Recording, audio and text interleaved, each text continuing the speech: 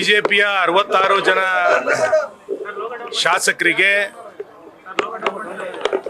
ವಿಪ್ಪನ್ನ ಪಕ್ಷದ ಸೂಚನೆಯಂತೆ ಜಾರಿ ಮಾಡಲಾಗಿತ್ತು. ಯಾರಿಗೆ ಮೊದಲ ಪ್ರಾಶಸ್ತ್ಯದ ಮತವನ್ನು ನೀಡಬೇಕು, ಯಾರಿಗೆ ಎರಡನೇ ಪ್ರಾಶಸ್ತ್ಯದ ಮತವನ್ನು ನೀಡಬೇಕು ಅಂತೇಳಿ 66 ಜನ ಶಾಸಕರಿಗೆ ನಮ್ಮ ಮುಖ್ಯ ಸಚೇತಕರು ವಿಪ್ಪನ್ನು ಜಾರಿ ಮಾಡಿದ್ದಾರೆ.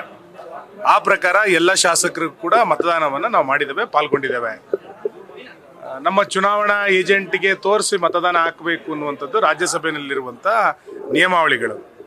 ತೋರಿಸಿ ಹಾಕುವಂಥ ಸಂದರ್ಭದಲ್ಲಿ ವಿಪ್ಪನ್ನು ಉಲ್ಲಂಘನೆ ಮಾಡಿದರೆ, ವಿಪ್ಪು ಕೊಟ್ಟಕ್ಕೆ ಬದಲಾಗಿ ಬೇರೆ ಯಾವುದಾದ್ರೂ ರೀತಿ ಮತದಾನವನ್ನು ಮಾಡಿದರೆ ಅದು ಅಡ್ಡ ಮತದಾನ ಆಗಿ ಪಕ್ಷದ ವಿಪ್ಪನ್ನು ಉಲ್ಲಂಘನೆ ಮಾಡಿದಂತೆ ಆಗುತ್ತೆ.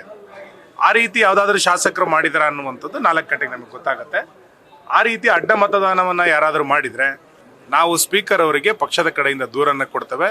ಅಂಥವ್ರನ್ನ ಡಿಸ್ಕ್ವಾಲಿಫೈ ಮಾಡಬೇಕು ಅನ್ನುವಂಥ ದೂರನ್ನು ನಾವು ಖಂಡಿತ ಕೊಡ್ತೇವೆ. ಈ ಕುರಿತಂತೆ ನಾವು ಚರ್ಚೆಯನ್ನು ಮಾಡ್ತಾ ಇದ್ದೇವೆ. 4 ಗಂಟೆ ಅಷ್ಟೊತ್ತಿಗೆ ಯಾರು ವಿಪ್ಪನ್ನು ಉಲ್ಲಂಘನೆ ಮಾಡಿದ್ದಾರೆ ಎನ್ನುವಂಥದ್ದು ಗೊತ್ತಾಗುತ್ತೆ. ಅದು 4 ಗಂಟೆ ಅಷ್ಟೊತ್ತಿಗೆ ಗೊತ್ತಾಗುತ್ತೆ, ನಂತರ ತೀರ್ಮಾನ ತಗೊಳ್ತೀವಿ. ನ್ಯೂಸ್ ಫಸ್ಟ್ ನಿರ್ಭೀತಿಯಿಂದ ನಿಮ್ಮ ಪರವಾಗಿ.